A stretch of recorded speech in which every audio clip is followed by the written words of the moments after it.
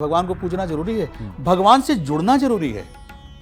पूजते तो हम तब हैं जब हमारी लालसा अभिलाषा होती है उनसे कुछ मांगने की, उनसे कुछ लेने की। भगवान ने ये नहीं दिया, भगवान ने वो नहीं दिया, भगवान मुझे ये क्यों नहीं देता, भगवान मेरे ही साथ क्यों फर्क कर रहा है। भगवान कहाँ फर्क कर रहा है?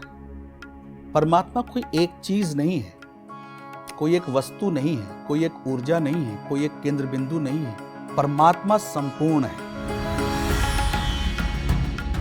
एक व्यक्ति ईश्वर को क्यों देखना चाहता है, क्यों मिलना चाहता है उससे? क्या वो मिल सकता है? बिल्कुल अवश्य मिल सकता है, बिल्कुल मिल सकता है। आप इसको ऐसे समझें, सांसारिक दुनिया में, सांसारिक व्यवस्था में एक मनुष्य बहुत ही स्वस्थ है, बहुत ही समृद्ध है, धन संपदा से भी भरा है, शारीरिक रूप से स्वस्थ है, परिवार भी उसका भरा पूरा है, मतलब वो लबोलबाब हर चीज से वो संपन्न है जी। क्या उसको कभी जरूरत पड़ेगी अपने व्यवस्था के किसी उच्चाधिकारी या किसी जैसे हमारी व्यवस्था में थानेदार हो गए, विधायक हो गए, सांसद हो गए, मंत्री हो गए, प्रधानमंत्री हो गए, उसको किसी से मिलने की चेष्टा कामना होगी? नहीं। और सुखी है, वो अपने जीवन में मस्त है। सिस्टम से मांगता कौन है? सिस्टम से सवाल कौन करता है? जो अक्षम है, जो असक्षम है। वो कहते हैं कि सरकार को हमें भोजन देना चाहिए, सरकार को हमें कपड़ा देना चाहिए, सरकार को हमें शिक्षा देना चाहिए, निःशुल्क शिक्षा देनी चाहिए और तमाम ऐसी चीज़ें। और जो इस समाज में अपने आप को संपन्न बनाए रखा है वो मांगता कुछ नहीं। ठीक है? वो अपने यहाँ बच्चों की शादी ब्याह होती है तो अपने जाने सुने मंत्रियों को, वीवीआईपीज़ को, ऑफिसर्स को इनवाइट करता है। धर्म को आप ऐसे ही देखिए, जब आप प्रकृति से जुड़े होते हैं आप संपन्न होते हैं। आप अपने विशेष अवसरों पर परमात्मा को, देवी देवताओं को आह्वान करके बुलाते हैं, यज्ञ हवन अनुष्ठान करते हैं। बिल्कुल। पर जब आप इनसे पृथक होते हैं, आपको इनका ज्ञान नहीं होता, आपको इनकी कृपा नहीं मिली होती, तो आप रोज जाके रोते हैं, भगवान ने ये नहीं दिया, भगवान ने वो नहीं दिया, भगवान मुझे ये क्यों नहीं देता, भगवान मेरे ही साथ क्यों फर्क कर रहा है। भगवान कहाँ फर्क कर रहा है? इसका तात्पर्य आपके उस सवाल से ऐसे है कि हम भगवान को क्यों पूजें, भगवान को पूजना जरूरी है, भगवान से जुड़ना जरूरी है। पूजते तो हम तब हैं जब हमारी लालसा अभिलाषा होती है उनसे कुछ मांगने की, उनसे कुछ लेने की। क्या बात। जिसे हम चाहें तो स्वयं अर्जित कर सकते हैं। हाथ पैर मस्तिष्क सब कुछ दिया है परमात्मा ने, बुद्धि विवेक सब कुछ दिया है, संयम भी दिया है, कर्म इंद्रियां भी दी हैं, ज्ञान इंद्रियां भी दी हैं। उपयोग करें जो हमारा अध्यात्म सिखाता है। और जो सीखते हैं वो इस लौकिक और अलौकिक दोनों जीवन में सुखी होते हैं। वो परमात्मा के साथ सेलिब्रेट करते हैं, जश्न मनाते हैं। वो परमात्मा के पास रोज जाके मांगते नहीं, रोते नहीं।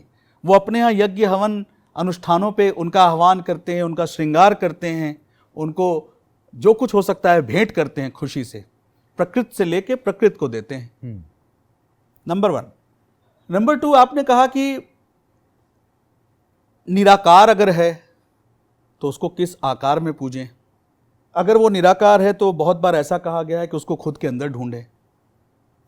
तो जरा इन तीनों बातों को समझिए। परमात्मा है क्या? परमात्मा कोई एक चीज नहीं है, कोई एक वस्तु नहीं है, कोई एक ऊर्जा नहीं है, कोई एक केंद्र बिंदु नहीं है, कोई एक ज्ञान नहीं है, कोई एक चेतना नहीं है, कोई एक आकार नहीं है, कोई एक विकार नहीं है, कोई एक परिस्थिति नहीं है। परमात्मा संपूर्ण है।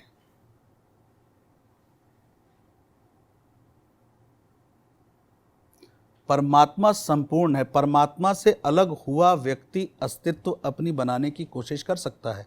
व्यक्ति या सृष्टि से जुड़ी और भी चीज़ें, उनसे जुड़ी चीज़ों को आप अस्तित्व में लाके नाम दे सकते हैं। परमात्मा को आपको होलसम में देखना होगा। परमात्मा संपूर्ण है, सब कुछ परमात्मा ही है। हम परमात्मा को अकेले क्यों ढूंढते हैं? और अकेले वो मिल जाएं तो उनकी भी मोनोपोली हो जाए। परमात्मा सब कुछ है, हमें परमात्मा चाहिए क्यों?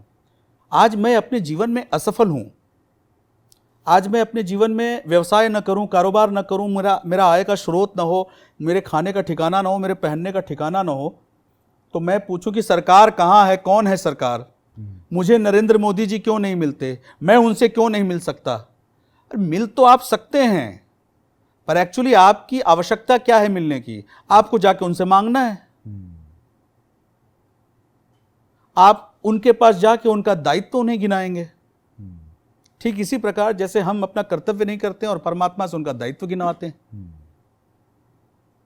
परमात्मा की आवश्यकता इस प्रकार से मनुष्यों को जब भी पड़ती है, वो सिर्फ कुछ प्राप्त करने के लिए पड़ती है, आसक्ति के वश पड़ती है, जिसे गीता में कृष्ण ने बहुत अच्छे से समझाया है कि आसक्ति रहित आपको कर्म करना चाहिए, श्रेष्ठ कर्म करना चाहिए। और आध्यात्म सिखाता है शरीर को आंतरिक और बाह्य रूप से आप सुदृढ़ बनाइए, स्वस्थ बनाइए, शुद्ध रखिए, मानसिकता भी शुद्ध होगी, सही दिशा में कार्य करिए, सुखी और संपन्न जीवन जिए। ये ब्रह्मा, ये विष्णु, ये महेश, ये कृष्ण का अवतार, ये राम, अन्य देवी, हम उनमें और परमात्मा में भिन्नता खोजने की अगर चेष्टा करते हैं तो हम गलत करते हैं। ओम सच्चिदेकम ब्रह्म, एक ही है। भैरवो हम शिवो हम, मैं ही भैरव, मैं ही शिव।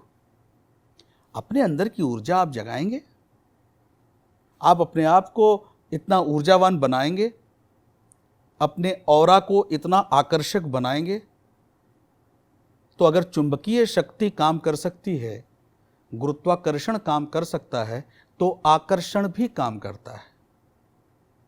अगर गुरुत्वाकर्षण किसी चीज को खींच सकता है, चुंबकीय शक्ति किसी चीज को खींच सकती है, तो आकर्षण भी किसी चीज को खींच सकती है। गुरु के तत्व का आकर्षण जिसमें है वो गुरुत्वाकर्षण है। तो गुरु का तत्व क्या है? ज्ञान। ज्ञान का तत्व आप में भरा होगा तो आप में भी आकर्षण होगा। आप में आकर्षण होगा, आपसे लोग, दुनिया, समाज सब जुड़ेंगे। जब लोग आपसे जुड़ेंगे, जब समाज आपसे जुड़ेगा, तो आपको किसी चीज के लिए मोहताज नहीं होना पड़ेगा, क्योंकि हमें व्यवसाय करना है तो समाज में, पढ़ाई करनी है समाज में, रिश्तेदारी बनानी है समाज में, सुख दुख के सारे स्रोत इसी समाज में हैं और इसी समाज के लिए हैं। बिल्कुल। तो आवश्यक है हमारे लिए आध्यात्म से जुड़ना और अपनी ऊर्जाओं को जागृत करना, योग बल से, तपस्या से, साधना से, पूजा से, प्रसन्न रहना, खुश रहना, सुखी रहना और उसको बांटना, उसको फैलाना, यही आध्यात्म।